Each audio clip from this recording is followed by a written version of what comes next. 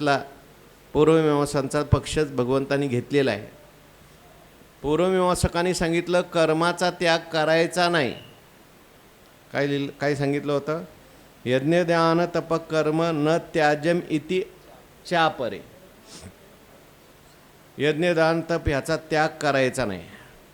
भगवान परमात्मा म्हणतात त्याग तर करायचा नाही, पण ते कार्यमेव तत्, हे भगवंताचं विशेष आहे इथलं. त्याचा त्याग तर केलाच नाही पाहिजे, परंतु काय केलं पाहिजे? कार्य, कर्तव्य म्हणून ते करायचं आहे. त्याच्यातून मला काही फल मिळणार आहे असं म्हणून ते करायचं नाही.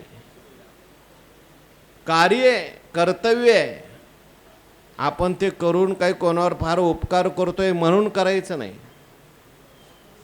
माझ्या जीवनातलं हे कार्य आहे, मला केलंच पाहिजे. जसं आपण भोजन करतो ना, तसं हे नित्य नैमित्तिक कर्म यज्ञ दान तप तुला करावं लागणार आहे. म्हणून भगवान म्हणतात यज्ञ असेल, दान असेल, तप असेल, आणि ही जी काही कर्म आहेत न त्याज्यम, माणसाने ही कर्म सोडू नयेत, कर्म केली पाहिजेत. कार्यमेव तत्, कशा करता देवा करायची, याने काय मला फळ मिळणार आहे, हे फलसुद्धा भगवान परमात्मा सांगतात. यज्ञो दानम तपश्चैव पावनानी मनीषिणाम. मनीषिणाम एतानी कर्मानी पावनानी संती. जे मनीषी लोक आहेत, तर मनीषी शब्द वापरला. मनीषी म्हणजे जाणून करणारे, योग्य रीतीने करणारे, सात्विक त्यागायुक्त हे कर्म करणारे, त्यांना काय म्हटलेलं आहे? मनीषी. कोणालाही नाही.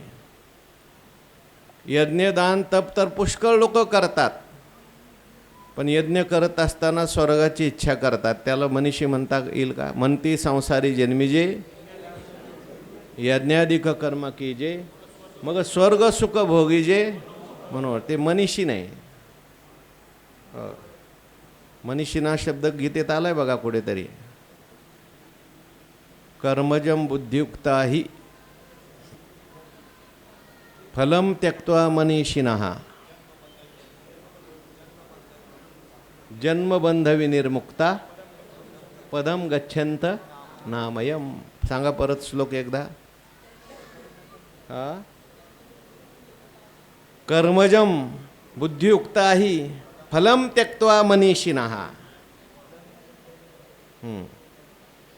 बुद्धियुक्त होऊन त्या ठिकाणी कर्मजम बुद्धियुक्ताहि फलम त्यक्त्वा, फलाचा त्याग करून जे मनीषी झालेले आहेत त्यांना काय प्राप्त होतं?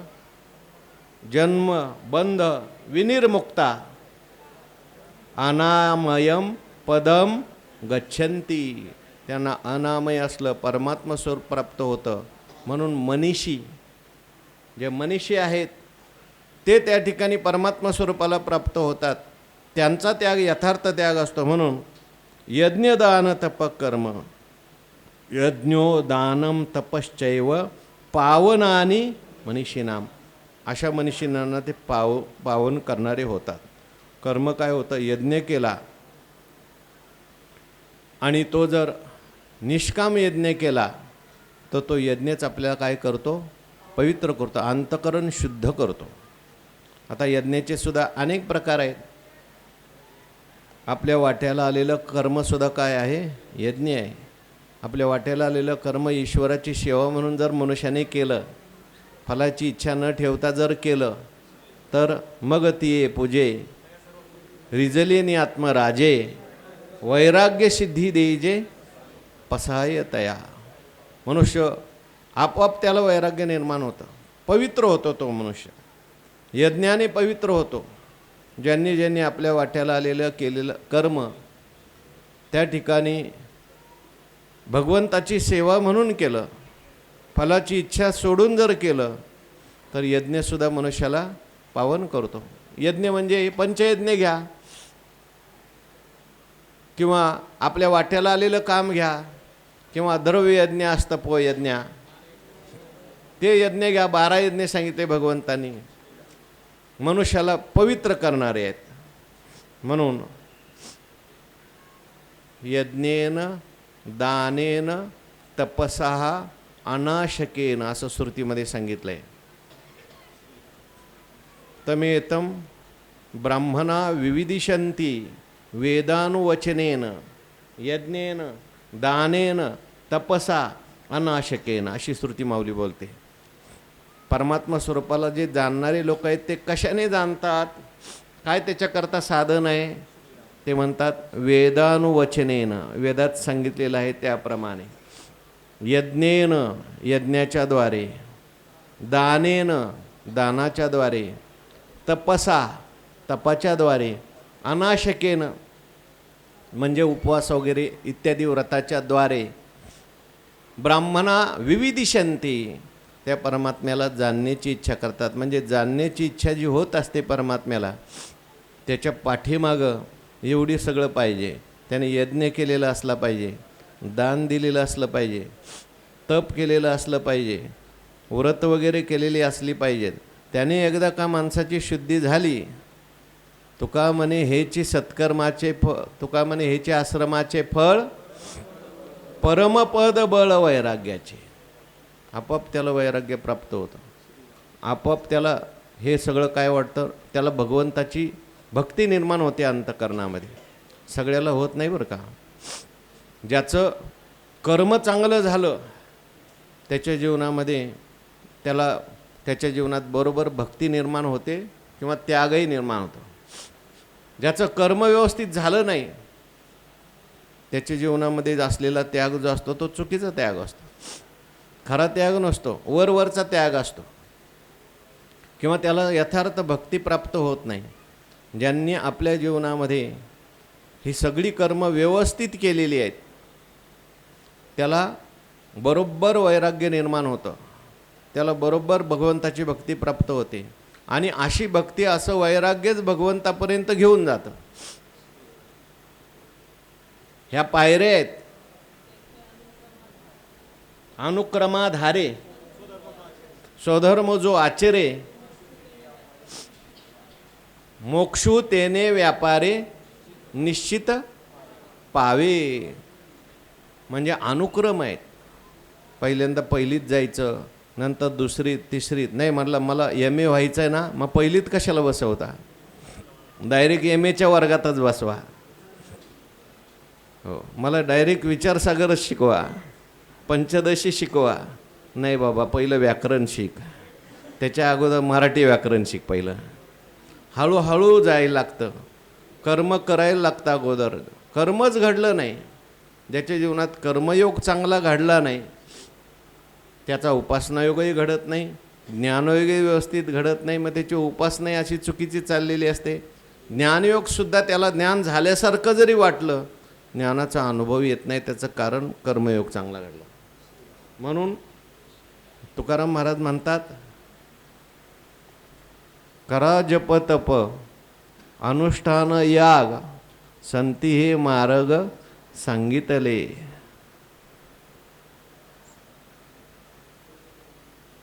आधी संतांनी हे सगळे मार्ग सांगितलेत. करा जप तप अनुष्ठान याग, कारण कर्मातूनच पुढं काय जायचंय, पुढे जायचंय. यज्ञ दान तपश्चैव, यज्ञाचं महत्त्व सांगितलंय, तसं दानाचं सुद्धा महत्त्व सांगितलं आहे. आपण मागे सात्विक दानाचा विषय सांगितला. दानाने माणसाला देण्याची सवय लागते, दानाने धनाची शुद्धी होते, दानाने सुद्धा अंतःकरण वृत्ती जी आहे ती वैराग्य संपन्न बनते. कारण करा जप तप अनुष्ठान याग संती जे मार्ग स्थापियेले लावियेली कर्मी शुद्ध आचरणी. गेलं सगळी कर्म जे आहेत, वांजट बोलणी सारा त्याची, असं एक तुकारामाचं प्रमाणे, वांजट बोलणी सारा त्याची. तरावया आधी वांजट बोलणी सारा त्याची. असू द्या. तरावया आधी शोधावे नवा वेदवाणी, वांजट बोलणी सारा त्याची, वारा त्याची. म्हणून त्या ठिकाणी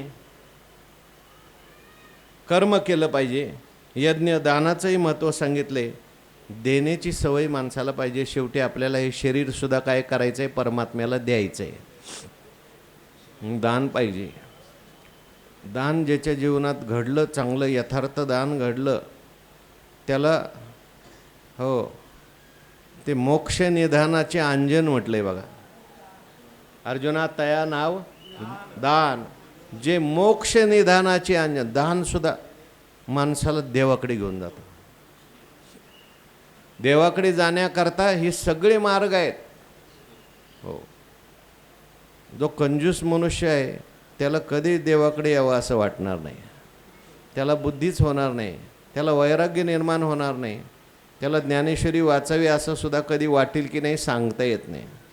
म्हणून दान जे आहे ते आपल्याला देवाकडे घेऊन जाणारा चांगला मार्ग आहे. दानम एकम कलौ योगी असं म्हटलं. आपण मागे पाहिलं, कलियुगामध्ये माणसाच्या मुक्तीकरता ज्याच्याकडे धनसंपत्ती असेल त्याच्याकरता दान हा मार्ग सांगितला आहे.